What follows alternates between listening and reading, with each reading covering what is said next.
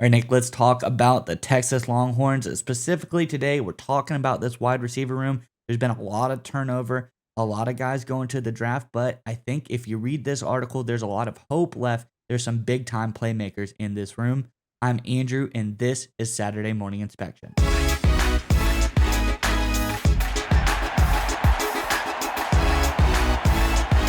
All right, Nick, as I alluded to, this is a very different wide receiver room for the Texas Longhorns than it was just a year ago. But I think when you get the thoughts on Coach Flood and what he thinks about this wide receiver room, there's a lot to be optimistic about. Let's get into the article and we talk more about it on the other side. This is from over on USA Today. It says the Texas Longhorns will begin their first season in the SEC in less than a month. After an offseason full of change, expectations are high due to a roster full of talent. On Wednesday, offensive coordinator Kyle Flood showed faith in his unit. One of Flood's biggest challenges is getting the most out of wide receivers.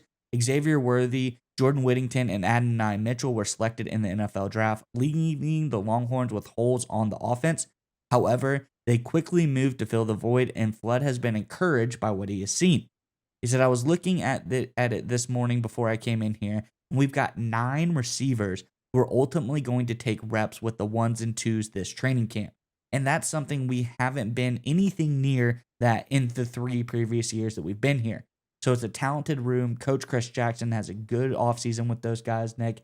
I think this is very impressive. 9 guys working with the ones and twos. It's a lot of options for some playmakers on this Longhorns roster. But curious what your thoughts are, Nick. But Longhorns fans in the comment section below, talking about Texas wide receivers. We're talking about a lot of good ones. Some just left this team. I think there's a lot throughout history as well. Let us know, though, who has been your favorite Texas wide receiver in the comment section below. I'm curious. A lot of good answers down there. So let us know what you're thinking in the comments below. But, Nick, what are you thinking about this new Texas wide receiver room?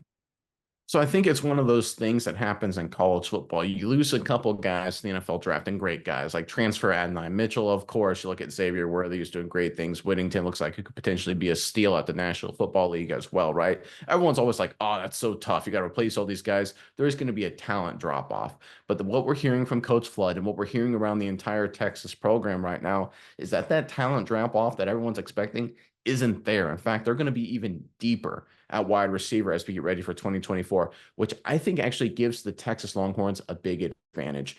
I don't think Coach Sark had this in mind during the season, but I felt at times the Texas Longhorns in a lot of big matchups felt like they had to figure out a way to distribute the football to some of those stars. If it wasn't intentional, at least it was subconscious. I certainly felt it from Quinn Ewers too, where he's like, okay, Worthy's a great player. Mitchell's a stud, right? I got to find a way to give these guys the football. And I felt at times it felt a little bit forced, right? I felt like they didn't just organically work in the offense. Now they're so incredibly talented and good that they were able to be incredibly successful anyway. But I felt it was just a little bit we got to give these guys their targets at times. Now that Ewers is undeniably the veteran and you have this new influx of talent coming in, you're going to see a collective team effort at the wide receiver position. And I think that's what makes Texas so deadly. Because if you look at Sark's greatest success as an offensive mind, he has the ability to create these incredibly offensive schemes where week to week there can be a new focal point, a new shift in strategy that opposing defenses don't know how to handle. I think the best example of that is what they did to the Alabama Crimson Tide in Tuscaloosa in 2023. Going into this year, they'll be able to essentially do that with an entire new receiving core that no one has any real film and tape on. No one knows what they're going to look like. When you factor in Ewers as a veteran, he's seasoned, he's experienced, he's a top player in college football. I think this Texas offense is going to be even better this upcoming season. There's going to be an element of surprise. There's going to be more of a team collective effort to address the wide receiver position, and it's going to allow Ewers to take full control of the offense. And that's what I'm most excited to see.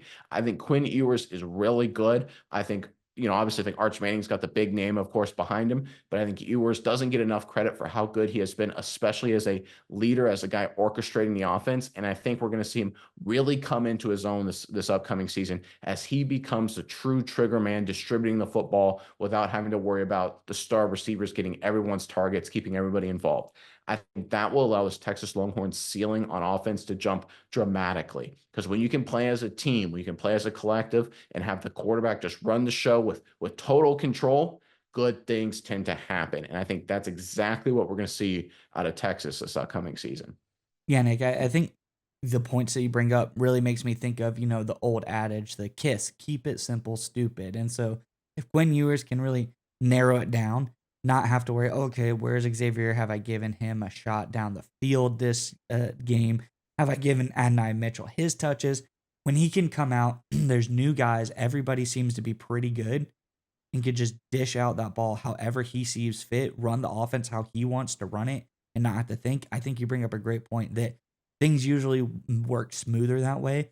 It's more efficient, and I think you're going to have a better overall team because of it. And I think that this is a Texas team that is coming into new territory. And with all of these changes, all of these new things going on, as far as not, like you said, people not having tape on them, they're going into the SEC, and a lot of teams haven't played this Texas team yet. I think it's really interesting because I think they can come in to a division that's traditionally very, very difficult to play in the SEC conference, that is really tough. They don't let a lot of guys out alive. There's tons of injuries. There's a lot of, a battle of the Titans every time SEC teams go up against each other. But I think coming in as the underdog, that's also a very talented team. People don't know you. People don't know what you're capable of. I think these SEC teams are going to be surprised with this Texas Longhorns unit. Because like you alluded to, a lot of people are going to look at it and be like, hey, there's a lot of guys gone. There's an opportunity, maybe we don't have to worry about Xavier Worthy going over the top for 1,000,000 yards. We can kind of take a step back, play a little bit easier. But that's exactly what you can't do with this Texas team, because they have reloaded. And I think this wide receiver, like you said, will be just as good, if not even better, than it was last year. And the depth aspect that you brought up is really important, right? Because the SEC, it is a gauntlet of a schedule. Injuries are going to happen. You need to be really, really deep and talented at every position, and wide receiver certainly is no different. But I love, just to end on here, Coach Flood's comments about being excited about so many guys, all these new faces, right? If you look at a lot of college football teams, and it was like this when I played college football, a lot of coaches, if they're honest with you, they sometimes they like their starters. A lot of times they do. Their second string, they're kind of like, I mean, there's some volatility there. We don't know if we love it. The fact that Coach Flood's like, listen, all these new guys, all these young guys, we're excited about all these guys throwing them into the two deep, the first and second string. To me, that speaks to the level of talent and depth that the Longhorns now have at wide receiver, and that is a great sign for this team as we get ready for the 2024 campaign.